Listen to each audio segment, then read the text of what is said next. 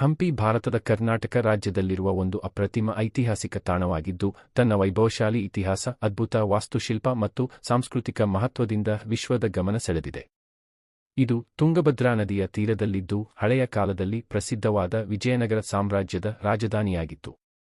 ಹಂಪಿಯು ಇಂದು UNESCO ವಿಶ್ವ ಪಾರಂಪರಿಕ ತಾಣವಾಗಿ ಗುರುತಿಸಿಕೊಂಡಿದೆ ಮತ್ತು ಪ್ರತಿ ವರ್ಷ ಸಾವಿರಾರು ಪ್ರವಾಸಿಗರನ್ನು ಆಕರ್ಷಿಸುತ್ತದೆ.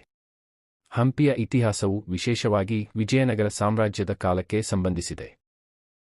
14ನೇ ಶತಮಾನದಲ್ಲಿ ಹರಿಹರ ಮತ್ತು ಬುಕ್ಕರಾಯರು ಈ ಸಾಮ್ರಾಜ್ಯವನ್ನು ಸ್ಥಾಪಿಸಿದರು. ಈ ಸಾಮ್ರಾಜ್ಯದ ಸಮಯದಲ್ಲಿ ಹಂಪಿಯು ದಕ್ಷಿಣ ಭಾರತದ ಪ್ರಮುಖ ಆರ್ಥಿಕ, ಸಾಂಸ್ಕೃತಿಕ ಮತ್ತು ರಾಜಕೀಯ ಕೇಂದ್ರವಾಗಿತ್ತು. ಕೃಷ್ಣದೇವರಾಯನ ಕಾಲದಲ್ಲಿ ಹಂಪಿಯು ಅತ್ಯಂತ ಅಭಿವೃದ್ಧಿಯನ್ನು ಕಂಡಿತು.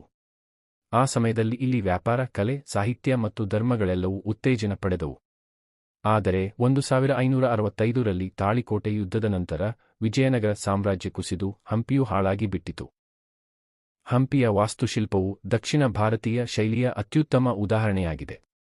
ಇಲ್ಲಿ ಕಾಣುವ ದೇವಾಲಯಗಳು, ಮಂದಿರಗಳು, ಕಲ್ಲಿನ ಕಟ್ಟಡಗಳು ಮತ್ತು ಶಿಲ್ಪಗಳು ಅತ್ಯಂತ ಸೂಕ್ಷ್ಮವಾಗಿ ನಿರ್ಮಿಸಲ್ಪಟ್ಟಿವೆ. ಪ್ರಮುಖ ಆಕರ್ಷಣೆಗಳಲ್ಲಿ ವಿರೂಪಾಕ್ಷ ದೇವಸ್ಥಾನ ಪ್ರಮುಖವಾಗಿದ್ದು, ಇದು ಹಂಪಿಯಲ್ಲಿನ ಅತ್ಯಂತ ಹಳೆಯ ದೇವಾಲಯಗಳಲ್ಲಿ ಒಂದಾಗಿದೆ.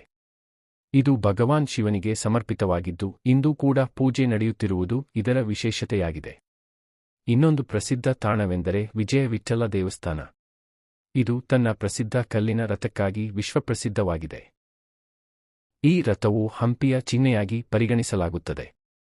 ಈ ದೇವಸ್ಥಾನದ ಸಂಗೀತ ಕಂಬಗಳು ವಿಶೇಷವಾಗಿ ಗಮನಾರ್ಹವಾಗಿದ್ದು, ಅವುಗಳನ್ನು ತಟ್ಟಿದಾಗ ಸಂಗೀತದ ಶಬ್ದಗಳನ್ನು ನೀಡುತ್ತವೆ.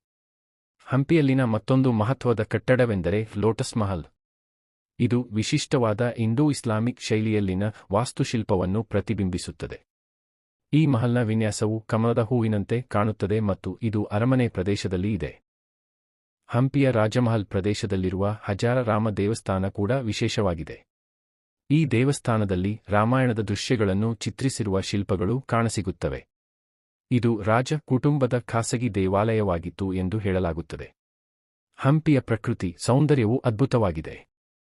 ದೊಡ್ಡ ದೊಡ್ಡ ಕಲ್ಲುಗಳ ಗುಡ್ಡಗಳು, ಹಸಿರು ಹೊಲಗಳು ಮತ್ತು ತುಂಗಭದ್ರಾ ನದಿಯ ಶಾಂತ ಪ್ರವಾಹವು ಇಲ್ಲಿ ಒಂದು ಮನೋಹರ ವಾತಾವರಣವನ್ನು ಸೃಷ್ಟಿಸುತ್ತವೆ. ಸೂರ್ಯಾಸ್ತದ ಸಮಯದಲ್ಲಿ ಹಂಪಿಯ ದೃಶ್ಯಗಳು ಅತ್ಯಂತ ಆಕರ್ಷಕವಾಗಿರುತ್ತವೆ. ಈ ಸ್ಥಳವು ಛಾಯಾಗ್ರಾಹಕರಿಗೂ ಪ್ರಕೃತಿ ಪ್ರಿಯರಿಗೂ ಪರಿಪೂರ್ಣವಾಗಿದೆ.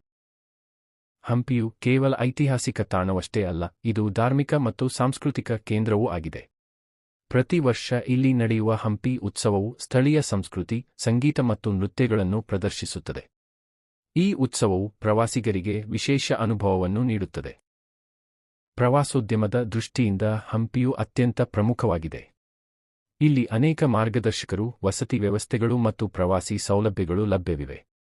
ಹಂಪಿಗೆ ಭೇಟಿ ನೀಡುವವರು ಸ್ಥಳೀಯ ಆಹಾರವನ್ನು ಸವಿಯಬಹುದು ಮತ್ತು ಸ್ಥಳೀಯ ಹಸ್ತಕಲೆ ವಸ್ತುಗಳನ್ನು ಖರೀದಿಸಬಹುದು. ಇತ್ತೀಚಿನ ವರ್ಷಗಳಲ್ಲಿ ಹಂಪಿಯ ಸಂರಕ್ಷಣೆಗೆ ಹೆಚ್ಚಿನ ಗಮನ ನೀಡಲಾಗುತ್ತಿದೆ. ಸರ್ಕಾರ ಮತ್ತು ವಿವಿಧ ಸಂಸ್ಥೆಗಳು ಈ ಐತಿಹಾಸಿಕ ತಾಣವನ್ನು ಉಳಿಸಲು ಪ್ರಯತ್ನಿಸುತ್ತಿವೆ. ಹಂಪಿಯ ಶಿಲ್ಪಗಳು ಮತ್ತು ಕಟ್ಟಡಗಳು ಕಾಲಕ್ರಮೇಣ ಹಾನಿಯಾಗುತ್ತಿರುವುದರಿಂದ ಅವುಗಳನ್ನು ಸಂರಕ್ಷಿಸುವುದು ಅತ್ಯಂತ ಅಗತ್ಯವಾಗಿದೆ.